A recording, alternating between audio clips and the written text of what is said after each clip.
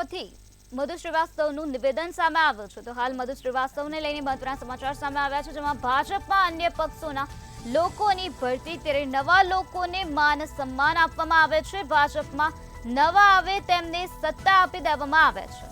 તો મધુ શ્રીવાસ્તવનું નિવેદન હાલ સામે આવ્યું છે, જેમાં ભાજપમાં અન્ય પક્ષોના લોકોને ભરતી આપવામાં આવે છે તેવી વાત અહીં જાણવા મળી છે। નવા લોકોને માન સન્માન આપવામાં આવે છે।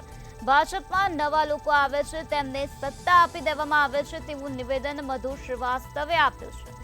વડોદરાથી હાલ આ મહત્વના સમાચાર સામે આવ્યા છે, જ્યાં મધુ શ્રીવાસ્તવનું નિવેદન જોવા મળી રહ્યું છે। તેઓએ જણાવ્યું છે કે ભાજપમાં જે નવા લોકો આવે છે તેમને સત્તા આપી દેવામાં આવે છે।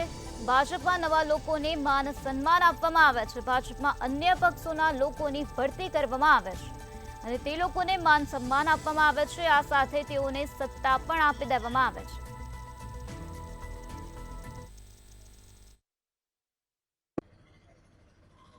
एक आनाમાં હું એ વિષય કહેતો નથી, પણ એક વિષય કહેવા માંગુ છું કે ભારતીય જનતા પાર્ટી કોંગ્રેસ વાળા આવે એમને લઈ લે કરે છે, બીજા પાર્ટીના આવે છે એને લઈ લે છે ને એને માન સન્માન આપે છે, અને ભારતીય જનતા પાર્ટીના જમીનથી લઈને ઠેઠ સુધી લાવનારા કાર્યકર્તાઓની ચંપલ ઘસાઈ ગઈ, એમના માટે કશું જ નહીં, બીજા આવે અને એને સત્તા આપી દે।